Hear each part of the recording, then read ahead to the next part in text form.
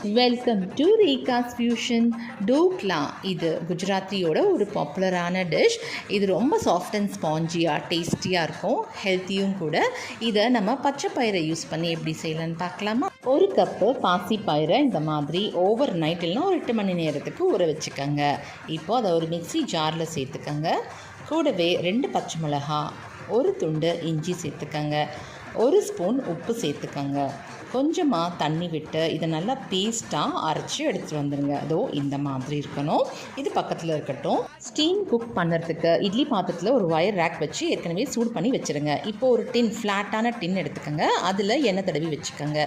நான் Eno fruit salt எடுத்திருக்கேன். இதை இந்த பேட்டருக்குள்ளே ஒரு அரை டீஸ்பூன் அளவுக்கு சேர்த்து இந்த மாதிரி கலந்து விட்டுருங்க. கலந்த உடனே அந்த பாத்திரத்துக்குள்ளே மாற்றிடணும். மாற்றிட்டு மேலே நான் இந்த மாதிரி ஒரு சில்லி பவுடர் ஸ்ப்ரிங்கிள் பண்ணி விட்டுக்கிறேன். இதை அப்படியே வச்சு ஒரு 15 நிமிஷத்துக்கு ஸ்டீம் குக் பண்ணி எடுத்துக்கோங்க. ஒரு பவுல் எடுத்துக்கோங்க. அதில் ஒரு ஸ்பூன் சுகர், கொஞ்சமாக தண்ணி சேர்த்து மிக்ஸ் பண்ணி பக்கத்தில் இருக்கட்டும். இப்போது டோக்லா ரெடி ஆகிடுச்சு. இதை டிமோல்ட் பண்ணி வச்சுக்கோங்க. இதுக்கு ஒரு தாளிப்பு ரெடி பண்ணிக்கலாம். அதுக்கு ஒரு பேன் வச்சுக்கோங்க. ஒரு ஸ்பூன் நெய் சேர்த்துக்கோங்க. கொஞ்சம் கடுகு, கொஞ்சம் சீரகம், கொஞ்சம் கருவேப்பிலை சேர்த்துக்கோங்க. இப்போது கொஞ்சமாக பெருங்காய பொடி அதில் சேர்த்துக்கோங்க. 2 பச்சை மிளகாய் சேர்த்துக்கோங்க. சேர்த்து வதக்கி விட்டுக்கோங்க.